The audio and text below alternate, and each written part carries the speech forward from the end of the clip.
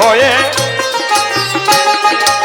প্রশ্ন করবেন, সারা জীবন যদি ঠাকুর ঠাকুর বলি, মা মা বলে কেঁদে মরি, হ্যাঁ আমার লাভটা কি হবে? লাভ হবে। আমার গুরু অনাথ বন্ধু বলছেন লাভ হবে। কি হবে? মায়ের চরণে রবি। ওরে মন, ওরে মন, সারা জীবন মায়ের চরণে রবি, ও তুই সদাই বাজিবি, আর শেষের দিনে কাল সমনে ফাঁকি দেখাবি। ওরে শেষের দিনে কাল সমনে ফাঁকি দেখাবি। ভয় কি রে মন, তোর ভয় কি রে মন, মায়ের চরণ করে যে সমন দমন। ভয় কি রে মন, ওরে মন তোর কি ভয়? মায়ের চরণ সমন দমন করে। কি গো মা, কি বুঝলেন? মায়ের চরণ সমন দমন করে। আর যমের যন্ত্রণা থাকবে না কারো মনে, ভয় থাকবে না, যম যন্ত্রণা তাকে পেতে হবে না। তার যখন মৃত্যু হবে, দেহটা ছাড়তে হবে, আত্মার তো মৃত্যু নেই, সেই আত্মাটাকে ভালো জায়গায় বৈকুণ্ঠে নিয়ে যাবে।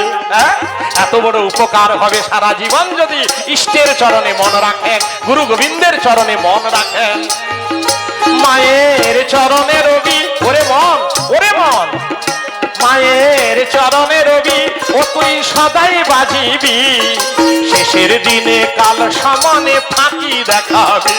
ও তোর ভয় কি রে মন, ও তোর ভয় কি রে মন, মায়ের চরণ করে যে সমন দমন, মায়ের পায়ের নুপুর হয়ে বাজবে আমার মন। দিন অনাথ বন্ধু কয় সীতা মায়ের পায়, দিন অনাথ বন্ধু কয় সীতা মায়ের পায়, শেষের দিনে জিহ্বা যেন শ্রীরাম গুণ গায়। কাঙাল সুবল কয় এদিন জন কয় সীতা মায়ের পায়, শেষের দিনে জিহ্বা যেন শ্রীরাম গুণ গায়।